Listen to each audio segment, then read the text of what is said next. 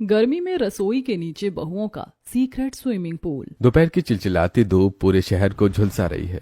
खन्ना निवास के घर की तीसरी मंजिल की छत पर पांचों औरतें पसीने से तरबतर खड़ी हुई हैं। उनके ठीक सामने वाले प्लॉट में बना बड़ा सा वाटर पार्क और नीला स्विमिंग पूल साफ नजर आ रहा है। मालती, देखो तो सही, ये लोग कितने मजे से उस ठंडे पानी में गोते लगा रहे हैं और हम यहाँ छत पर खड़े होकर उबल रहे हैं। ऐसा लग रहा है जैसे हमारे शरीर से पसीना नहीं बल्कि जान निकल रही हो। देख रही हूँ दीदी, मेरी तो आंखें ही नहीं हट रही हैं वहां से। काश हम भी उस नीले पानी के अंदर होते और ये गर्मी हमारे पास भटकती भी नहीं। पर हमारी किस्मत में तो बस ये तपती हुई छत और गर्म हवा के थपेड़े ही लिखे हैं। तुम दोनों तो अभी नहीं हो। हम तो बरसों से इस छत पर खड़े होकर इन लोगों को ऐसे ही नहाते देख रहे हैं। हर साल गर्मी आती है और हम बस हसरतों से इस वाटर पार्क को ताकते रह जाते हैं। भाई साहब ने तो जैसे कसम खा रखी है कि हमें उस तरफ मुड़कर भी नहीं देखने देंगे। दीदी सही कह रही हैं। इस घर के मर्दों का तो मिजाज ही अलग है। उन्हें लगता है कि औरतों का ऐसी जगहों पर जाना मर्यादा के खिलाफ है। अगर आज बड़ी भाभी घर पर होती तो शायद वो हमारी तरफदारी करती और हमें वहाँ जाने की इजाजत मिल जाती। भाभी की बात मत करो रीता, मैंने तो जब से इस घर में कदम रखा है उन्हें देखा तक नहीं। तुम सब में सबसे पुरानी मैं ही हूँ, लेकिन भाई साहब ने उनके बारे में ऐसी दीवार खड़ी की है कि कोई उनका नाम तक नहीं लेता। पता नहीं उन्हें घर से क्यों निकाला गया था। दीदी, मुझे तो नहीं लगता कि इस जन्म में हमें उस पूल में पैर रखने का मौका मिलेगा। चलो अब नीचे चलो भाई साहब, और बाकी सबके आने का वक्त हो गया। अगर किसी ने हमें यहाँ खड़ा देख लिया तो दिक्कत हो जाएगी। जैसे ही औरतें मुड़ती हैं, सीढ़ियों से भारी जूतों की आवाज सुनाई देती है। दादी, सास, महेश, तीनों चाचा और तीनों बेटे एक साथ छत पर आ जाते हैं। महेश का चेहरा गुस्से से तमतमाया हुआ है और वो सीधे माधुरी की तरफ देखते हैं। कितनी बार मना किया है यहाँ छत पर आकर उस पुल की तरफ मत देखा करो। तुम औरतों को एक बार में बात समझ क्यों नहीं आती? अरे बेटा, इन औरतों को समझाना तो पत्थर पर सिर मारने जैसा है। माधुरी, तुम तो घर की बड़ी बहू हो, तुम्हें तो कम से कम समझदारी दिखानी चाहिए। तुम ही इन सबको लेकर यहाँ आ जाती हो। भाभी और चाची, आप लोगों को भी क्या हो गया है? बच्चों जैसी जिद पकड़ रखी है। अरे आप लोगों को जब पता है कि भैया और पापा इस बात पर कितना भड़कते हैं तो क्यों आती हैं? खैर, अब जो हो गया वो जाने दो और अब सब नीचे चलो, वैसे भी भूख लगी है। अरे हाँ, आज फैक्ट्री में काम कुछ ज्यादा ही था, मुझे भी बहुत भूख लग रही है। सब लोग भारी मन से नीचे आ जाते हैं। डाइनिंग हॉल में नौकरों ने खाना लगा दिया था। घर के सभी मर्द चुपचाप खाना खा रहे हैं, लेकिन औरतों के बीच एक बेचैनी है। खाना खाने के बाद सब अपने अपने कामों में लग जाते हैं, लेकिन गर्मी का कहर कम नहीं होता। अगले दिन सुबह के 11 बज रहे हैं। घर के मर्द अपने अपने काम पर जा चुके हैं। घर में केवल औरतें और दादी बची हुई हैं। माधुरी और मालती रसोई में काम खत्म करके एक साथ बैठती हैं और चाचियों को भी वहां बुला लेती हैं। चाची, आज मेरा मन बहुत घबरा रहा है इस गर्मी से। क्यों ना हम सब तैयार होकर पास वाले पार्क में टहलने चलें। वहाँ कम से कम पेड़ों की छांव तो मिलेगी। हाँ चाची, दीदी सही कह रही है। इसी बहाने थोड़ा घूमना फिरना भी हो जाएगा। बात तो तुम्हारी ठीक है बहुओं, चलो गीता और रीता को भी ले लो। 5 औरतें तैयार होकर पार्क पहुंचती हैं। पार्क में काफी भीड़ है। तभी वहां उन्हें पड़ोस की 2 औरतें गंगा और जमुना मिल जाती हैं। गंगा और जमुना बहुत ही चटपटे अंदाज में आपस में बातें कर रही हैं और उनकी आवाज साफ सुनाई दे रही है। अरे जमुना, कल तो मजा ही आ गया वाटर पार्क में। क्या पानी था और क्या स्लाइड। मेरा तो मन कर रहा था कि मैं वहीं बस जाऊं। सही कह रही हो गंगा, इतना शानदार पूल पड़ोस में और कोई वहाँ ना जाए तो बेवकूफी है। दीदी देखिए, ये लोग कैसे हमारा मजाक उड़ा रही हैं। हमें देखकर ये ऐसे बातें कर रही हैं। तुम सही कह रही हो मालती, हमें यहाँ नहीं आना चाहिए था। यहाँ आकर तो और भी दुख हो रहा है। चलिए चाची, घर ही चलते हैं। औरतें वापस घर आ जाती हैं और अपने अपने कमरों में चली जाती हैं। दिन बीतते रहते हैं और गर्मी और भी बढ़ती जाती है। एक दिन घर में हलचल शुरू होती है क्योंकि निहाल के लिए लड़की देखने जाना है। सभी लोग तैयार हैं। अरे बहुओं, जल्दी चलो वरना देर हो जाएगी। हाँ माँ जी, बस हो गया सब काम, आप फिक्र मत कीजिए, हम समय पर पहुँच जाएंगे। सभी लोग लड़की देखने निकलते हैं। दूसरी तरफ किरण के घर में माहौल बिल्कुल अलग है। किरण की माँ उसे ढूंढ रही है और वो शहर के स्विमिंग पूल में तैर रही है। किरण की माँ उसे कॉल करती है। किरण, कहाँ है तू? माँ, स्विमिंग पूल में नहा रही हूँ। तुझे कितनी बार बोला था कि कम से कम आज तो पूल पर मत जाना। लड़के वाले तुझे देखने आने वाले हैं और तू है कि मछली की तरह पानी में ही घुसी रहती है।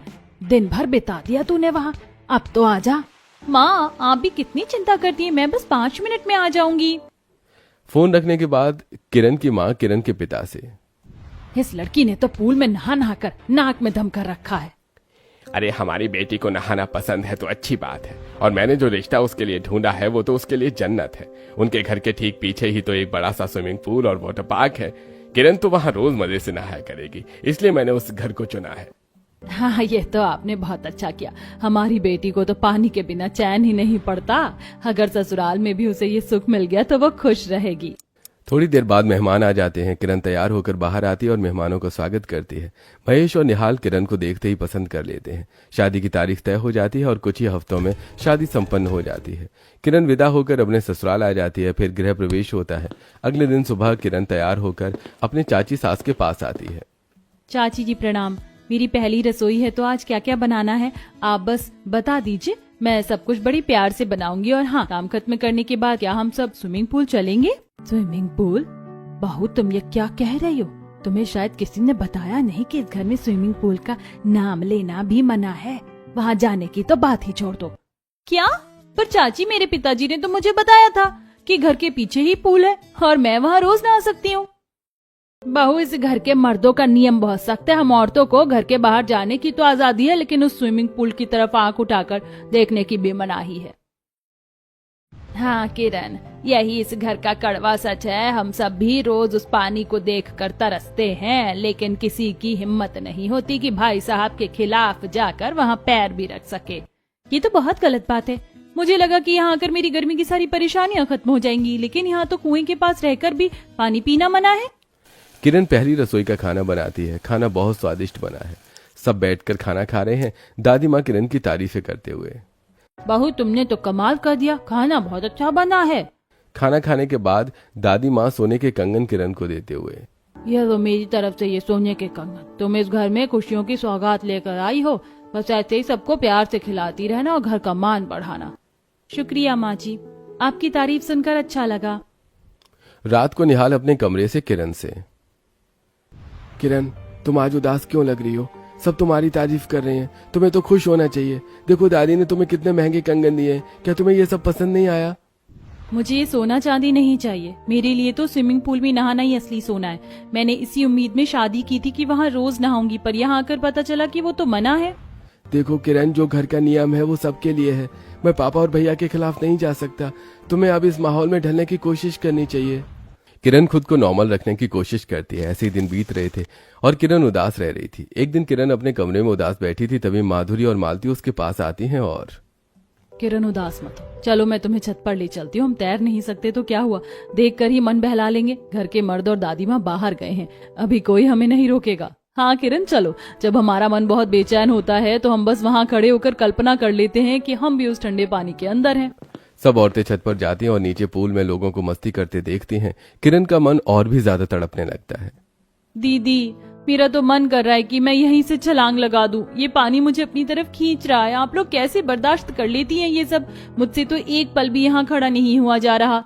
हमें भी दुख होता है किरण, पर अब क्या कर सकते हैं। हमने तो अपनी किस्मत मान ली है। तुम अभी नहीं हो इसलिए तुम्हें ज्यादा बुरा लग रहा है।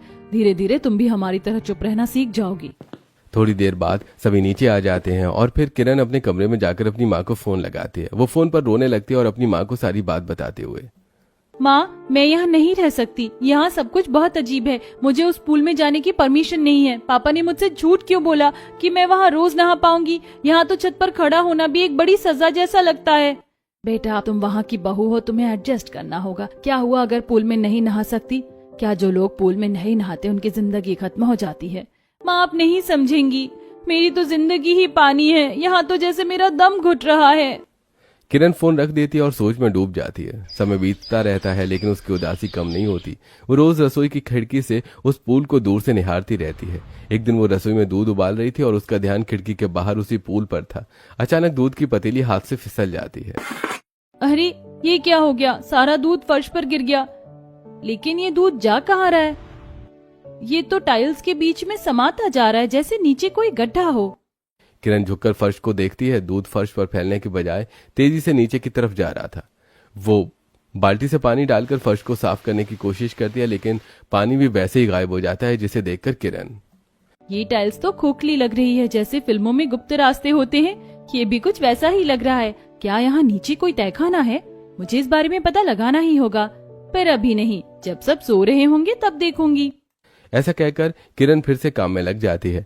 फिर दोपहर के समय जब सब अपने अपने कमरों में आराम कर रहे थे, किरण चुपके से रसोई में आती है। वो धीरे धीरे टाइल्स को उखाड़ने की कोशिश करती है। कुछ देर की मेहनत के बाद एक बड़ा सा टाइल का हिस्सा निकल आता है और नीचे एक लोहे का दरवाजा दिखाई देता है। हे भगवान, यहाँ तो सच में एक दरवाजा है और ये सीढ़ियाँ नीचे की तरफ जा रही हैं। मुझे अंदर जाकर देखना चाहिए कि अंदर क्या है। किरण सीढ़ियों से नीचे उतरती है। नीचे पहुंचकर वो जैसे ही लाइट जलाती है, उसकी आंखें फटी की फटी रह जाती हैं। ये तो एक स्विमिंग पूल है। हमारे घर के नीचे इतना बड़ा स्विमिंग पूल है और यहाँ तो सब कुछ है, स्विमिंग कॉस्ट्यूम, ट्यूब्स और यहाँ तक कि एक छोटा सा किचन भी। और वो रही मोटर, शायद उस बटन को दबाने से इसमें पानी भर जाएगा। पर इसे इस तरह छुपा कर क्यों रखा गया है? क्या घर में कोई भी इस बारे में नहीं जानता? किरण पूल के चारों तरफ घूमती है। पूल अभी खाली है, लेकिन पाइप्स और मोटर सब सही सलामत लग रहे हैं। उसे वहां कुछ पुराने बोर्ड्स और तस्वीरें भी मिलती हैं जो काफी धूल से भरी हैं। वो तुरंत ऊपर आती हैं और टाइल्स को वापस वैसे ही जमा देती हैं जैसे वो पहले थी। अगले दिन दोपहर का वक्त है। सूरज की तपिश अपने चरम पर है। घर के सभी पुरुष और दादी माँ अपने अपने कामों के लिए बाहर जा चुके हैं। रसोई में उमस इतनी है कि सांस लेना दूभर हो रहा है। किरण के मन में हलचल मची है। किरण सभी को आवाज देकर बुलाती है और फिर, माधुरी दीदी, मालती दीदी, मेरे पास आप सबको दिखाने के लिए कुछ ऐसा है जिसे देखकर आप अपनी आंखों पर यकीन नहीं कर पाएंगी। आज हमारी सारी परेशानियों का हल मिलने वाला है। क्या हुआ किरण, तुम इतनी खुश क्यों लग रही हो? क्या तुमने कोई नया ठंडा शरबत बनाया है हमारे लिए? हाँ किरण, तुम्हारी आंखों में ये चमक कैसी है? बहू तुम कुछ बोलती क्यों नहीं? हम सब यहाँ खड़े हैं, क्या तुम खिड़की से स्विमिंग पूल दिखाकर हमारे मन में झूठी उम्मीद जगाने वाली हो? नहीं चाची, मैं कोई उम्मीद नहीं जगा रही, मैं हकीकत दिखा रही हूँ। रुकिए, पहले मैं बाहर का दरवाजा बंद करके आती हूँ। किरण बाहर जाकर दरवाजा बंद करती है और फिर जल्दी जल्दी फर्श पर रखी टाइल हटाती है। चाचियां और बहुएं उसे हैरानी से देख रही हैं। जैसे ही लोहे का गुप्त दरवाजा खुलता है, पूरी रसोई में एक ठंडी और नमी वाली हवा भर जाती है। ये क्या है किरण? हमारे घर की रसोई के नीचे ये रास्ता कहाँ जा रहा है? मैं तो कब से यहाँ काम कर रही हूँ, मुझे कभी इस बात की भनक तक नहीं लगी। दीदी, ये कोई साधारण तय खाना नहीं है। मेरे पीछे पीछे नीचे आइए और खुद अपनी आंखों से देख लीजिए। एक एक करके पांचों औरतें उन सकरी सीढ़ियों से नीचे उतरती हैं। जैसे किरण नीचे लगी पुरानी लाइट जलाती है, पूरा हॉल जगमगा उठता है। सामने एक विशाल और साफ सुथरा स्विमिंग पूल खड़ा है जिसकी दीवारें संगमरमर की बनी है। हे भगवान, मेरी आंखें क्या देख रही हैं? ये तो बिल्कुल वैसा ही पूल है जैसा हम छत से देखा करते थे, बल्कि ये तो उससे भी ज्यादा सुंदर है। यहाँ तो कोई हमें देख भी नहीं सकता। क्या ये सच में हमारे ही घर का हिस्सा है? ये तो सच में बहुत सुंदर है। देखिए दीदी, यहाँ तो अलमारियों में कितने सारे स्विमिंग कॉस्ट्यूम और तौलिए भी रखे हैं। ऐसा लगता है जैसे यहाँ कभी बहुत बड़ी पार्टियां हुआ करती थी। चाची, आज से ये हमारा ठिकाना है। देखिए, यहाँ एक बड़ा सा बटन है। मुझे लगता है इससे पानी भरने की मोटर चालू होती है। मैं इसे दबा दूं? क्या आप सब तैयार हैं इस गर्मी को मात देने के लिए? ऐसा कहकर किरण जैसी बटन दबाती है, पाइपों से पानी के गिरने की आवाज सुनाई देती है। कुछ ही मिनटों में पूल ठंडे और नीले पानी से भरने लगता है। पानी की खनक सुनकर औरतों के चेहरे खिल उठते हैं। बरसों की थकान और पाबंदियों का बोझ जैसे हल्का होने लगता है। किरण, तुमने तो कमाल कर दिया। आज मुझे ऐसा लग रहा है जैसे मैं आजाद हो गई हूँ। चलो बहुओं और सासू माओ, अब सोचना क्या है। यहाँ अलमारियों में सब कुछ है। आज हम अपनी मर्जी से जिएंगे बिना किसी डर के। पर बहू, अगर ससुर जी को पता चला तो वो तो हमें घर से निकाल देंगे। उनकी मर्जी के बिना यहाँ कदम रखना भी मौत को दावत देने जैसा है। चाची, ससुर जी को कैसे पता चलेगा? वो तो शाम से पहले नहीं आएंगे। और आप भूल रही हैं, मैंने बाहर का दरवाजा बंद कर दिया है। गीता दीदी, किरण सही कह रही है। रोज तो हम डर डर के जीते हैं, आज एक दिन आजादी के नाम कर देते हैं। देखिए पानी कितना साफ है। मैं तो जा रही हूँ कपड़े बदलने, जिसे आना है वो आ जाए। आज तो मैं जल परी बनकर ही रहूंगी। औरतों के बीच का डर अब उत्साह में बदल चुका है। सब भागकर चेंजिंग रूम की तरफ जाती हैं। कुछ ही देर में वो रंग बिरंगे स्विमिंग कॉस्ट्यूम्स और शावर कैप्स पहनकर बाहर आती हैं। एक दूसरे को इस नए अवतार में देखकर वो खिलखिलाकर हंसने लगती हैं। मालती, तुम तो बिल्कुल फिल्म की हीरोइन लग रही हो। और देखो, किरण को तो ऐसा लग रहा है जैसे ये हमेशा से इसी पूल की मालकिन थी। चलो अब देर किस बात की, एक साथ पानी में कूदते हैं। सब एक साथ पानी में छपाक से कूदती हैं। ठंडे पानी के संपर्क में आते ही उनकी सारी तपिश गायब हो जाती है। वो एक दूसरे पर पानी उछालती हैं, तैरती हैं और फिर स्लाइड से नीचे आती हैं। रसोई के ऊपर जो सन्नाटा था, उसके नीचे अब खुशियों का सैलाब उमड़ रहा था। देखिए चाची, कितना मजा आ रहा है। मैं अपने साथ कुछ मैगी के पैकेट और कोल्ड ड्रिंक भी लाई हूँ। मैं जल्दी से कुछ बनाती हूँ, फिर हम पानी के अंदर ही पार्टी करेंगे। आज कोई काम नहीं, सिर्फ मस्ती होगी। हाँ बहू जल्दी बनाओ, आज तो भूख भी बहुत जोर की लग रही है। मैंने कभी सपने में भी नहीं सोचा था कि अपनी उम्र के इस पड़ाव पर मैं इस तरह पानी में खेलूंगी। तुम इस घर की सिर्फ बहू नहीं बल्कि हमारे लिए फरिश्ता बनकर आई हो। किरण किचन में जाती है और जल्दी से मैगी बनाती है। फिर ट्रे में मैगी और कोल्ड ड्रिंक सजाकर पूल के पास ले आती है। सब औरतें पानी के किनारे बैठकर गर्म मैगी और ठंडी कोल्ड ड्रिंक का आनंद लेती हैं। घंटों बीत जाते हैं लेकिन उनका मन नहीं भरता। शाम होने वाली है। माधुरी सभी से 5 बजने वाले हैं, मर्द कभी भी वापस आ सकते हैं, चलो वापस चलते हैं। वो जल्दी जल्दी सारा सामान समेटती हैं और ऊपर आ जाती हैं। फिर किरण टाइल्स को वापस फर्श पर सटा देती है और अपने अपने काम में लग जाती है। शाम को सभी औरतें खाना बनाकर डाइनिंग टेबल पर सभी लोगों को परोस रही थी। इस समय सबको एक साथ छींक आ रही थी। ये देखकर महेश, अच्छी अच्छी अच्छी। अरे ये क्या हो रहा है तुम सबको? एक साथ जुकाम कैसे हो गया? माधुरी, सीता, मालती, सबके सब छींक रहे हो। मुझे तो कुछ दाल में काला लग रहा है। दोपहर में मंदिर गई थी, घर पर कोई नहीं था। कहीं तुम औरतों ने पीछे वाले वाटर पार्क में जाने की हिमाकत तो नहीं की? सच सच बताओ वरना तो तुम जानती ही हो। अरे नहीं नहीं दादी जी, आप तो बेकार में शक करिए। दरअसल आज रसोई में बहुत ज्यादा गर्मी थी तो हम सब ने शावर खोलकर बहुत देर तक ठंडे पानी से स्नान किया। बस उसी की वजह से शायद थोड़ी सर्दी लग गई। अरे शावर से नहाने में कोई बुराई नहीं है, पर ध्यान रखना उस वाटर पार्क की तरफ कदम भी मत बढ़ाना। औरतें राहत की सांस लेती हैं कि वो पकड़ी नहीं गई, लेकिन उनके चेहरे की मुस्कान उनकी चोरी छुपे की गई मस्ती की गवाही दे रही थी। अगले कुछ दिनों तक ये सिलसिला यूं ही चलता रहा। हर दोपहर में वो सीक्रेट पूल में उतरती और अपनी दुनिया में खो जाती। एक दिन किरण पूल में नहाते हुए सभी से, दीदी आज मैं बाजार से कुछ नए नट्स और चिप्स लाई हूँ, आज की पार्टी और भी बड़ी होगी। मैंने सुना है कि आज ससुर जी और चाचा जी शहर से बाहर किसी मीटिंग के लिए जा रहे हैं। इसका मतलब आज हमें कोई जल्दबाजी करने की जरूरत नहीं है। दोपहर में सब नीचे पूल में मस्ती कर रहे थे। इधर बाहर निहाल अचानक अपनी कुछ फाइलें भूल जाने के कारण घर वापस आ जाता है। वो दरवाजा खटखटाता है पर कोई दरवाजा नहीं खोलता। वो अपने फिंगरप्रिंट से पीछे का दरवाजा खोलकर अंदर आ जाता है और घर के सन्नाटे को देखकर निहाल, घर में इतना सन्नाटा क्यों है? चाची, किरण, भाभी, कोई है क्या? सब कहाँ चले गए? वो सभी को कॉल लगाता है और फिर, अरे कोई फोन भी नहीं उठा रहा है। रसोई में भी कोई नहीं है। पर ये क्या, रसोई का फर्श ऐसा क्यों लग रहा है जैसे यहाँ से कोई गुजरा हो? ये टाइल यहाँ से हटी हुई क्यों है? निहाल जैसे टाइल हटाता है उसे टाइल्स वहां लोहे का दरवाजा दिखाई देता है और नीचे से संगीत की धीमी आवाज सुनाई देती है। वो दंग रह जाता है और धीरे से नीचे आता है तो उसे अपनी आंखों पर विश्वास नहीं होता कि नीचे उसकी माँ, चाचियां और भाभियां पूल में मस्ती कर रही हैं। ये सब क्या हो रहा है?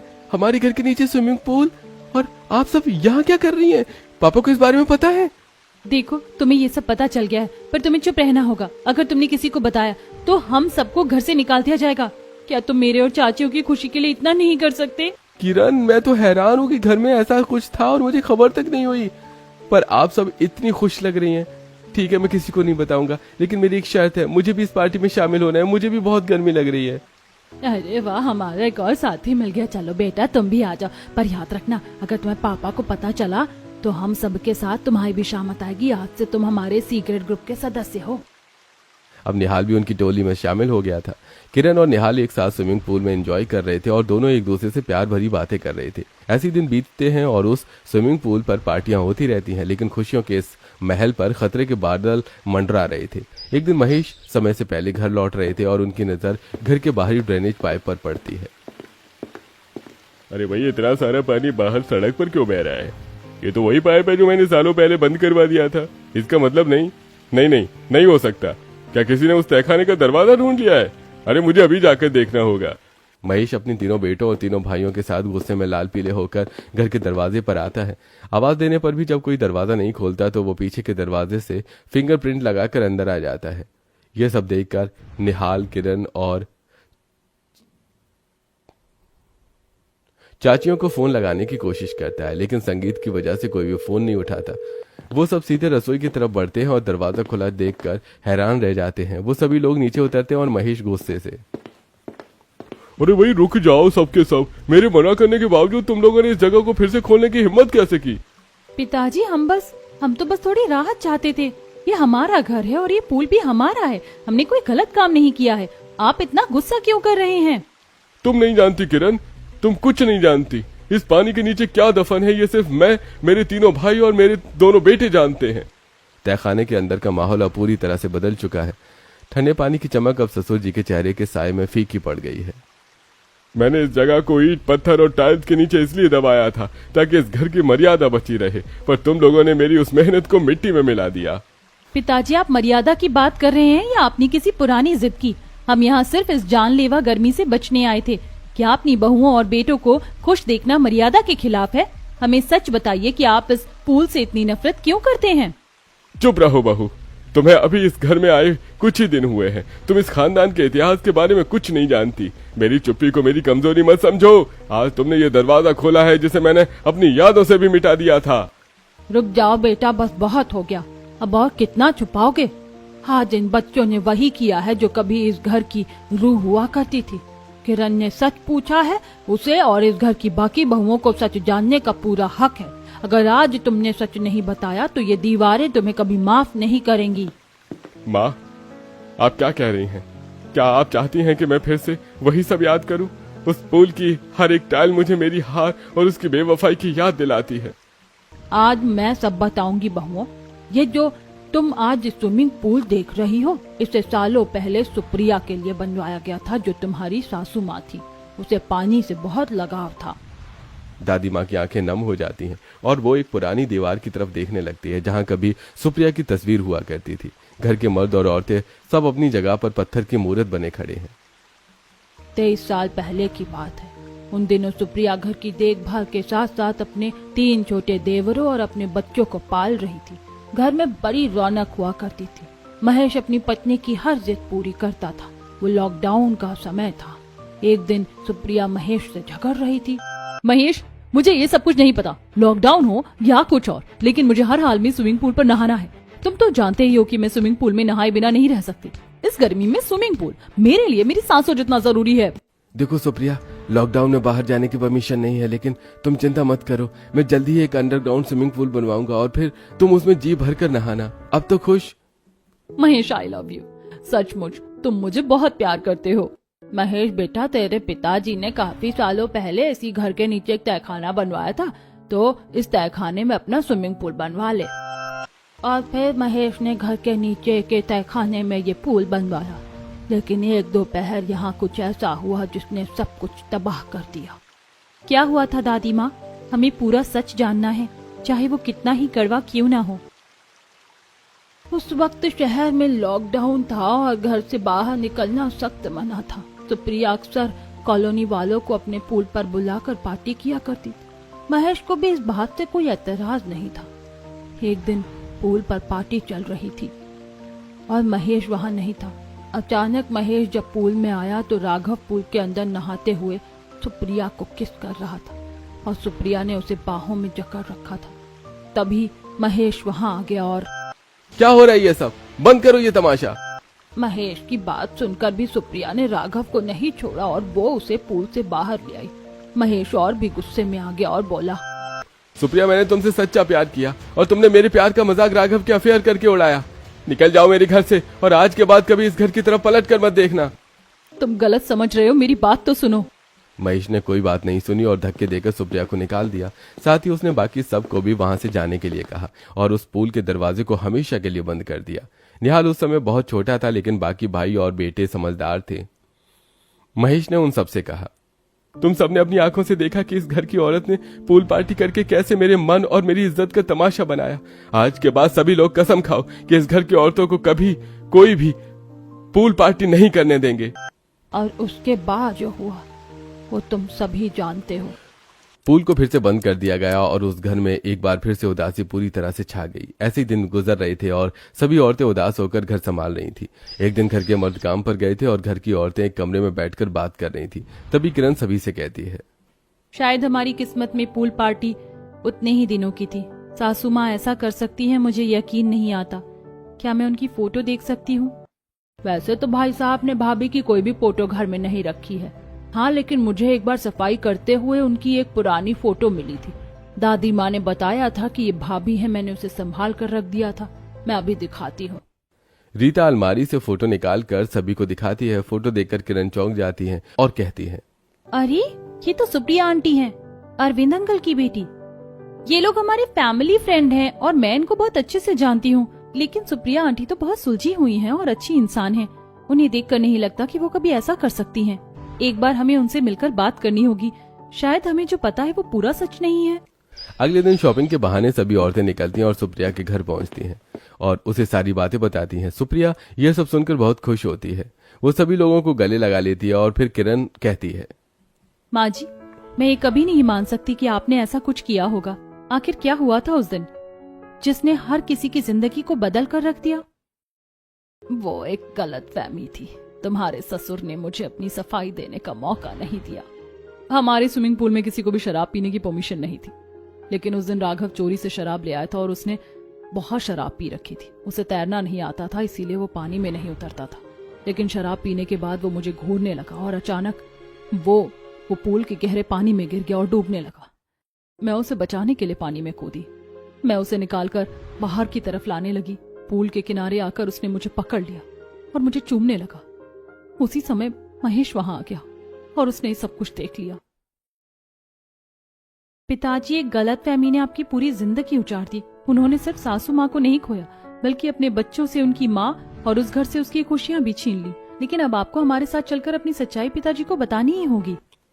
किरण और बाकी औरतों की जिद करने पर सुप्रिया तैयार हो जाती है। वो सभी लोगों के साथ घर वापस आती है। महेश देखता है कि सुप्रिया के चेहरे पर उम्र की लकीरें हैं, पर उसकी आंखों में वही पुरानी गरिमा है। वो उसे देखकर चिल्ला पड़ता है, तुम्हारी हिम्मत कैसे हुई यहाँ आने की? चली जाओ यहाँ से। तुमने मुझे बेवफाई की है, मैं कभी नहीं भूल सकता। पिताजी, इन्हें हम यहाँ लेकर आए हैं। आपको उनकी बात सुननी ही होगी, वो सच जो आपने कभी जानने की कोशिश ही नहीं की। सभी लोगों के फोर्स करने पर महेश सुप्रिया की बात सुनने को तैयार हो जाता है। सुप्रिया बीते दिनों के सारे बिखरे पन्ने समेटकर महेश के सामने खोल कर रख देती है और महेश गलत फहमियों के भंवर से बाहर आ जाता है। फिर वो रोते हुए कहता है, मैंने कभी सोचा नहीं है कि मैं गलत हो सकता हूँ। मुझे अपनी आंखों पर इतना भरोसा था कि मैंने दिल की आवाज सुनी ही नहीं। पिताजी, जो बीत गया उसे हम बदल नहीं सकते, पर जो आज है उसे तो सुधार सकते हैं। आज सासू माँ को रोक लीजिए, उन्हें मत जाने दीजिए। नहीं माधुरी, मैं यहाँ रहने नहीं आई हूँ। मैं सिर्फ अपनी सफाई देने आई हूँ, जो 25 साल पहले अधूरी रह गई थी। मैं चाहती तो कभी वापस नहीं आती, पर मेरी छोटी बहू ने मुझे एहसास दिलाया कि सच का सामने आना जरूरी है, ताकि ये बच्चे अपनी माँ के बारे में गलत ना सोचें। सुप्रिया, मुझे माफ कर दो। मैंने तुम्हारे साथ बहुत बड़ा अन्याय किया है। इन 25 सालों में मैंने एक भी दिन चैन की सांस नहीं ली। मुझे लगा मैं सही हूँ, पर आज मुझे अपनी गलती का एहसास हो गया है। क्या तुम मुझे एक मौका और दे सकती हो? माफी मांगना आसान है, पर उन बीते हुए सालों को लौटाना मुमकिन नहीं। मेरा आत्मसम्मान मुझे आज भी उस पति के साथ रहने की इजाजत नहीं देता जिसने मुझ पर शक किया। मैं जा रही हूँ हमेशा के लिए। हाँ, लेकिन मेरे बच्चों, मेरी बहू और मेरी देवरानियां, तुम सब जब चाहे मुझसे मिलने आ सकती हो। मेरे घर के और मेरे दिल के दरवाजे तुम्हारे लिए हमेशा खुले हैं, पर महेश के लिए नहीं। ऐसा कहकर सुप्रिया वहां से चली जाती है। महेश की आंखों में पश्चाताप के आंसू हैं। वो सभी से कहता है, बच्चों, मुझे माफ कर देना। मैंने अपने अहंकार में आकर तुम सबको स्विमिंग पूल की खुशियों से दूर रखा, लेकिन आज के बाद तुम सब इस घर के स्विमिंग पूल में आराम से पार्टी कर सकते हो। अगले दिन महेश मजदूरों को बुलाकर उस गुप्त रास्ते को एक सुंदर और बड़े प्रवेश द्वार में बदलवा देता है। दोपहर की धूप अब इतनी चुभने वाली नहीं लग रही है। पूरा परिवार, बहुएं, बेटे और चाचियां सब पूल के अंदर मस्ती कर रही हैं। पानी की छपाक और हंसी की आवाजों से पूरा घर गूंज रहा है, लेकिन महेश कोने में बैठे सुप्रिया को याद कर रहा है। पूल में नहाते हुए किरण महेश को उदास देखकर निहाल से कहती है, निहाल, पिताजी की उदासी मोहब्बत में शक करने वालों के लिए एक पैगाम है कि प्यार भरोसे से चलता है। महेश सुप्रिया की बातों को अपने मन से समेटे अपने ही मन के अंधेरे में कहीं खो जाता है। किसी ने खूब कहा है, अपनी ही करनी का फल है नेकियां रुसवाइयां, अपनी ही करनी का फल है नेकियां रुसवाइयां, आपके पीछे चलेंगी आपकी परछाइयां।